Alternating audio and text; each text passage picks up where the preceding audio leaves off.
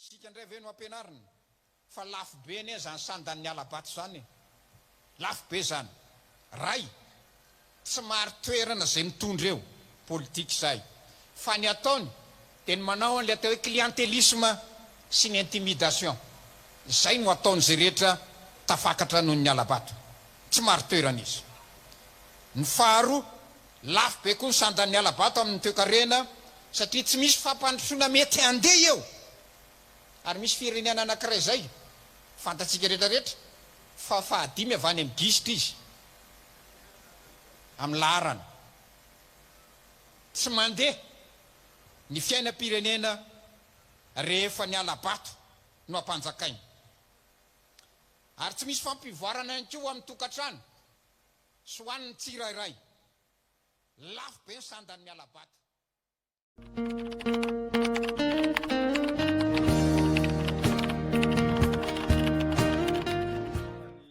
Zava-misy tamin'ireny fotoam-pivavahana zay nokarakarain'ny FJKM dia eto aho dia manambara ny fanehoan-kevitra araka ny fahitako azy satria tamin'ny fotoana zay nandalovanay tamin'ny sekoly alahady amin'ny fiangonana luterana malagasy na FJKM dia mazava ny fampianarana azonay fa raha ohatra ka ny mpitandrina na ny pastora no manisy an'ireny fanamiana na robe pastoraly ireny dia natao hitory ny tenin'Andriamanitra na ny fanjakan'Andriamanitra. Dikan'izay tsy azo valiana ny toriteny araka ny fampianarana nomenanay. Ka ny fanjakan'Andriamanitra no toriana, dikan'izay ny fibebahan'ny olombelona rehetra no tokony ambara sy ny finoana ny Jesosy Kristy Tompo. Ka raha ny hainy ny zavatra nataon'ny mpitandrina FJKM nandritra ny 7 minitra dia kabary no fihenoko azy kabary politika, kabary nampanohitra. Ka amiko raha ohatra ka haneho an'izany kabary politika zany ny mpitandrina dia tsy tokony hisalotra ny robe na fanamiana amin'ny maha-mpitandrina sy ny maha-pastora azy. Afaka maneho hevitra izy, afaka miseho mpanolotra izy amaha-olom-pirenena malagasy azy, dia afaka maneho izany amin'ny haino aman-jery rehetra, fa tsy amin'ny fanaovana toriteny amin'ny fanaovana ireny fanamiana pastoraly ireny. Koa aminay ny kabary politika toy ireny dia miteraka disadisa na ao anatin'ny fiangonana zay toriana azy anaovana ny kabaro na ny mpiarabelona rehetra. Ka tsy ekena ny zavatra miteraka fifandirana satria tsy fifandirana akory no antony joroan'ny fiangonana fa fampihavanana ary fandeferana no ambara amin'ny olona rehetra mba hino an Jesosy Tompo. Zany ny fampianarana nomenanay. Koa raha ny haino ireny kabary ireny aho dia mivoy ny resaka fangalaram-bato ny mpitandrina. Ny fangalaram-bato ety an-tany dia fahefana eo amin'izao tontolo izao. Fa heveriko angamba fa tsisy fangalaram-bato ny any amin'ny fanjakan'Andriamanitra. Ka tokony havahan'ny pastora tsara ny asa zay tokony ataony fa tsy mampifangaro ny fitoriana ny fanjakan'Andriamanitra sy ny fahefana eo amin'izao tontolo izao nga mpitandrina. Ka raha resaka halabato dia fifidianana eo amin'izao tontolo izao.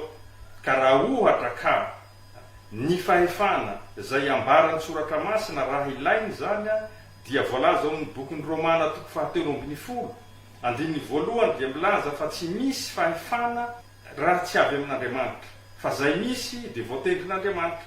Dikan'izay ny fahefana rehetra misy dia heverina fa voatendrin'Andriamanitra matoa misy amin'ny fahefana misy amin'izao tontolo izao. Koa raha hiresaka halabato izy, maro ny fomba ahatongavana amin'izany fahefana zany, na amin'ny alalan'ny latsabato na amin'ny alalan'ny fomba hafa. Ary raha ny soratra masina mijerena dia tamin'ny alalan'ny ady no ataon'ireny olona omen'Andriamanitra fahefana hitondra ny firenena tamin'ny fotoanana. Koa ny halabato amiko dia heveriko fa hakanosana amin'ny olona zay angalarina ny vatony raha ohatra ka mety an'izany.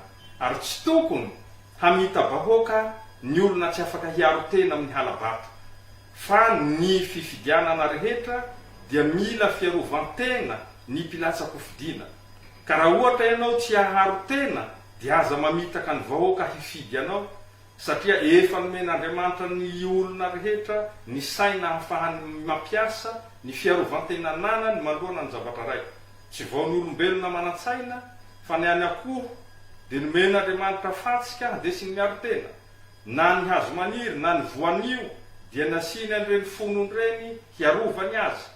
Dia toy izany koa ny halabato dia tokony izay kandida rehetra mirotsaka ho fidiana dia miomana amin'ny fiarovany an'izay safidim-bahoaka zay.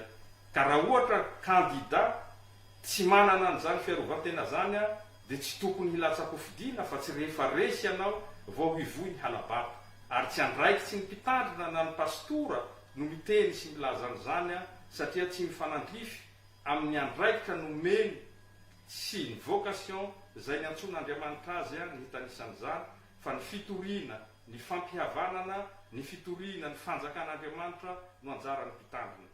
Koa aminay dia toherinay tanteraka ny fihetsika hoatran'ireny izay fihantsiana tanteraka ary fanaovana tsinotsinona ny mpitondra sy ny fitondrana izay efa nambaran'ny soratra masina fa izay fitondrana misy dia voateny.